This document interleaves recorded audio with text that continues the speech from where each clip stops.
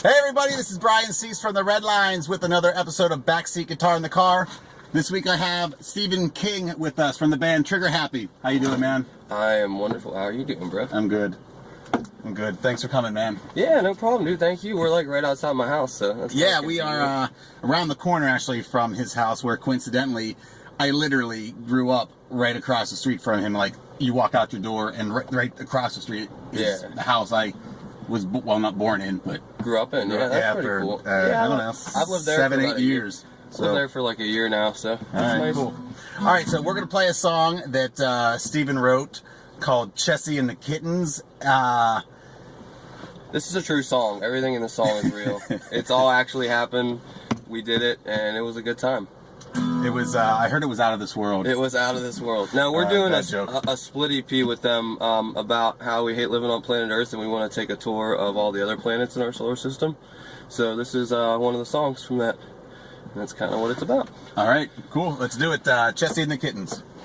Chessie and the Kittens, they're a supersonic band. Chessie plays guitar with no hands, and the kittens are just doing the moonwalk, going down the boulevard.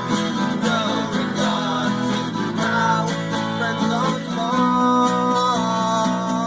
traveling through the ages on a supernova ship. Universe knows they're legit, and they sold out all the venues on Venus.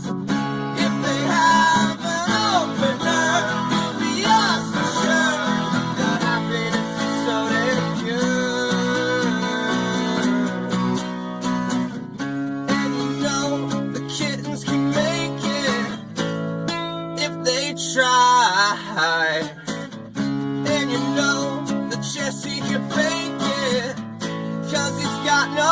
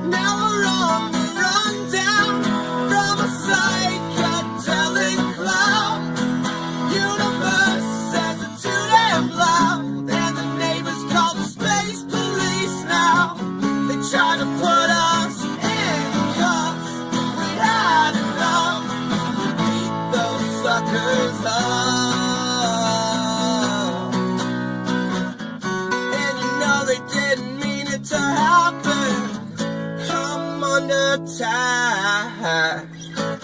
Chessie and the kittens know that they're awesome, and they had our back.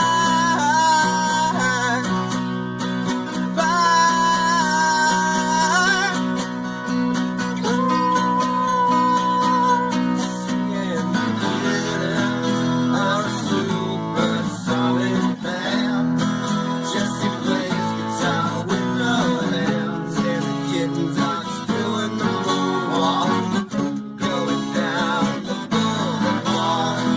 No regards now with the friends on Mars.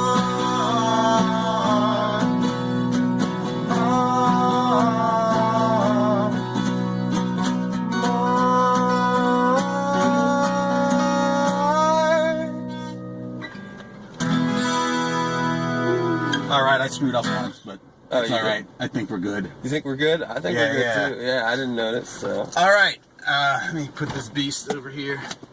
All right, so okay, so you got a split EP with Chessie and the Kittens, which who are from Du Bois. Yeah. All right. Sorry, dude. I thought it was a female band until I looked it up the other day. Oh, really? No. But Jimmy will love that. Yeah. One of the jokes behind it was that I'm sure there's some intent there. Yeah, like how can you not? Yeah, they actually found the name on a deck of playing cards like forever and a half ago, and they decided that was going to be the name of their band. And what kind of playing cards was it? I don't know. They just found them, I guess. It's a really mystical story behind the founding of that name. Because I asked, like, the first thing I asked, when, how did you guys get the name Chessie and the Kittens?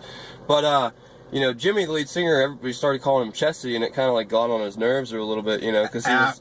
Well, after they named it, almost like Hootie and the Blowfish, you know what I mean? But, so then I just started, making the joke of that if I was going to write this song, I was going to write it, about him, Chessie, and then the Kittens, and so you kind of have to. Yeah, exactly. And it's funny, and actually it's funny because we have a bunch of their like shirts and hats and stuff, and my girlfriend's son thought that he was a cartoon character, and like he was a cat, and then there was kittens that followed around. So I think that's pretty cool too. So I think it's very multifaceted. Yeah, well, you have the Josie and the Pussycats thing, yeah, but that would have been way before his time. Yeah, so, yeah. But I can still see that, I guess. But yeah. No, okay, so a split EP, which is cool because I've always wanted to do that, but I know they're like, no offense, you just hold on, overdone and kind of cliched, but they're still cool. Yeah. I would like to do one sometime with someone. It's a way just to put something out there too. You cross promote. Yeah. It's not like either band is putting a whole lot of time and money into it, but you still get something out there. Like, I've noticed that a lot of times splits are like, it's like B-sides from both bands. It's like they just compile a couple of random songs. They're like, okay, we'll put these songs out with this other band. And like, we really wanted to approach this as, we want to write songs for this EP with a theme, with like a concept to it, at least a semi-fluid concept. I mean, it's pretty loose. Between both bands. Between both Not bands, just you have a theme and they have a theme, or... Yeah. Okay, so... It was really this, like, intergalactic, like... So the theme... Space tour. Okay, and they have their songs with that theme, and you have your songs with it. Yeah, like I said, pretty loosely. I mean, we have some other songs that are about other things on the EP, but, the main theme of it is like, it's different ways that we're sick of humanity. And, like, our one song is, like, vilified, and it's about people on the internet, and about how, like, the internet's made everyone Archie Bunker, and, like, so a lot of people just can say whatever they want, and there's no repercussions, and how, like, whenever you have a voice on a lot of different topics anymore, you get vilified because of it, because you have an opinion, and it's not whether your opinion's right or wrong, it's your opinion. So that was, like, we kind of structured that around that, and then, like, their one song, Butter Teeth, it's about people who just will run their mouths about whatever, and never really like worry about the repercussions about what they're saying and what they're doing and who they hurt. And so we kind of like really tried to form the songs. I mean, because one or two of the songs, at least on their part, were stuff they had written before, but we tried to formulate everything to like, here's this theme, and we want people to be able to hear that, even if it's subconsciously, as you're listening through the record, and really get like a whole feeling and vibe. And we were recording in the same space. Is this something that's been recorded yet? Parts of it are. Okay. We're doing it in like short segments. We did our 3 songs individually as Trigger Happy, and Chessie and the Kittens are working on their 3 songs right now. So it's a 6-song total. Yeah, it's going to be 8 actually. 8. It's going to be 3 from each band, and then we're doing 2 together. Okay, cool. With all 8 members playing different instruments, and like one's going to be an acoustic song, which is actually called "Nobody Wants Us to Be the Beatles," and then the other song. You know that for a fact. Yeah, exactly. Yeah.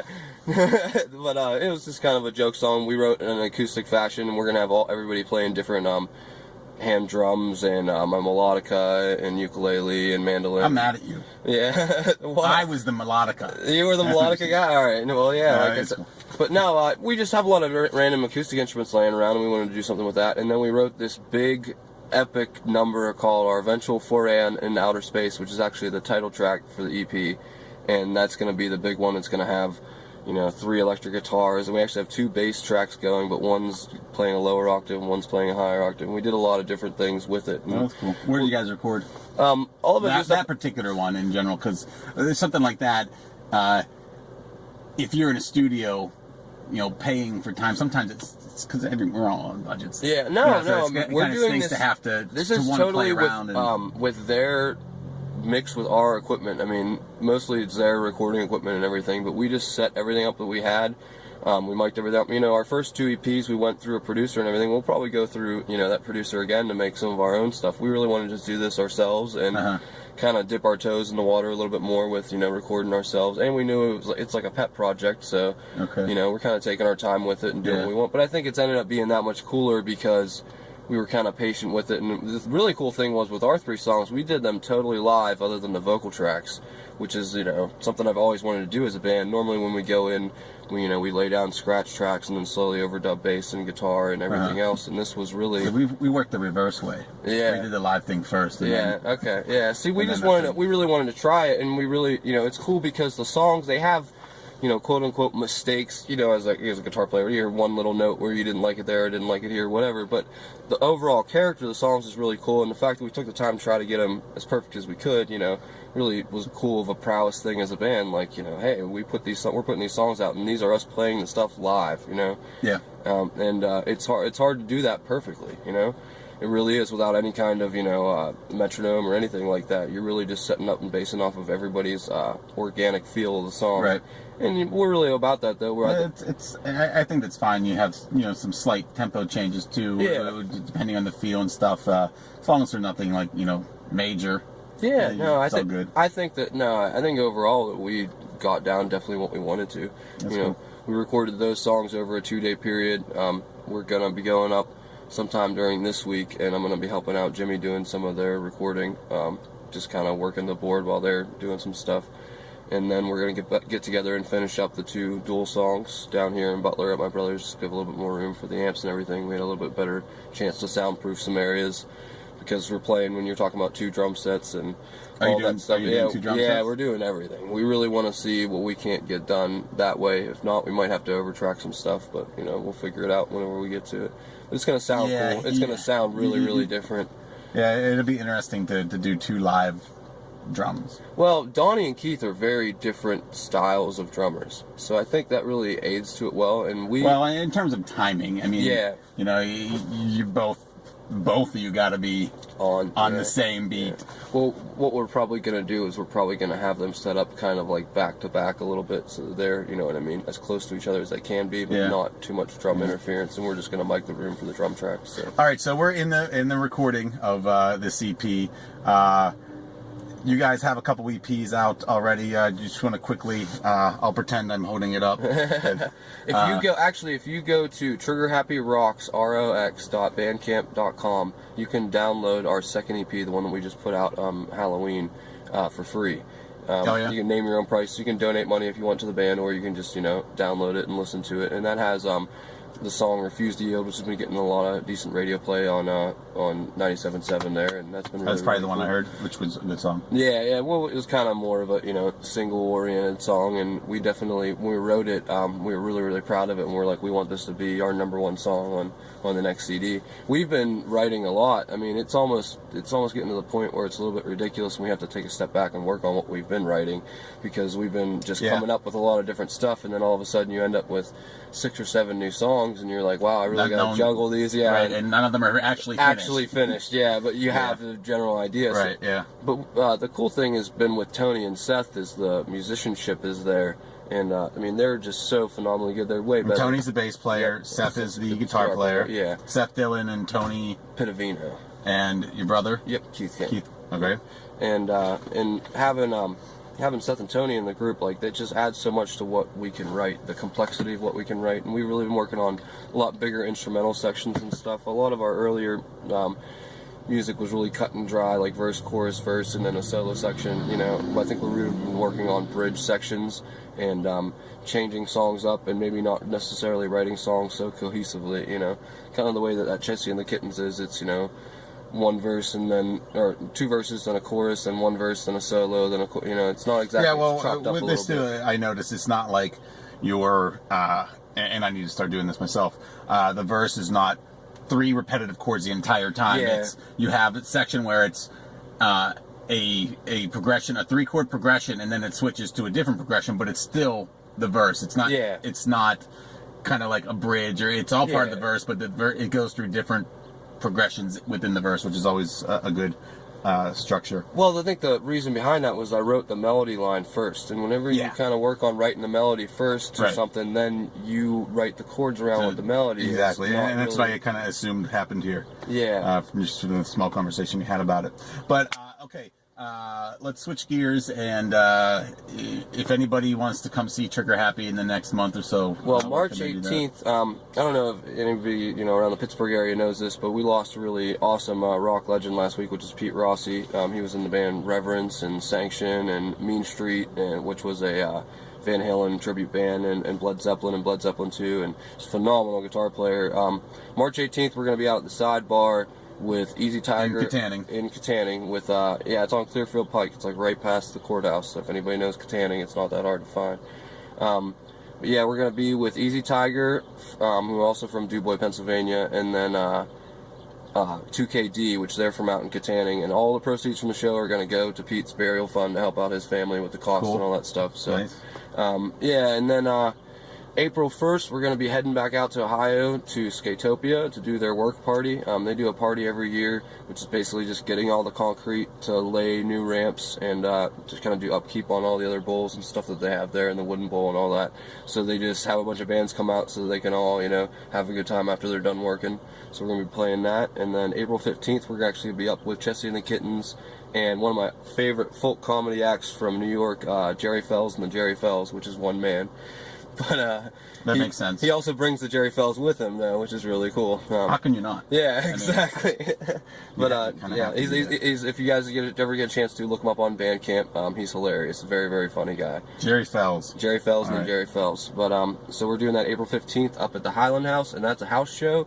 It is donation based, so if anybody wants to come, no matter how far you want to drive or whatever, you can just come in and give us $1, give us $20, give us a button and a thumbtack, and we'll let you in the show. And you can rock out with us. Don't put the thumbtack in your pocket. You put the thumbtack in my pocket. Just as long as I'm not playing, I don't need to be bleeding on stage. But that's always a good time. We love going up there and playing the Highland House. The Kittens, they normally brew up some beer, and they have a couple of beers on tap, and just for anybody who wants to come in and enjoy the party and stuff. All right, cool. It's always a good time. Hey, I'm gonna spring a surprise song on you. Yeah. First of all, we're going to do our goodbyes because we are actually going to do a goodbye here. Okay. So hey, we're gonna play this real quick ditty I wrote on the way over here, like literally while I was driving. But first, I just want to say goodbye. Brian Cease from the Red Lines and Backseat Guitar in the Car. The guest was Stephen King from Trigger Happy. Thank you for having me. We're gonna play an E chord on our way out. Okay. All right. 1, 2, 3. You messed it up. Let's try it again. All right. 1, 2, 3. All right. See you later.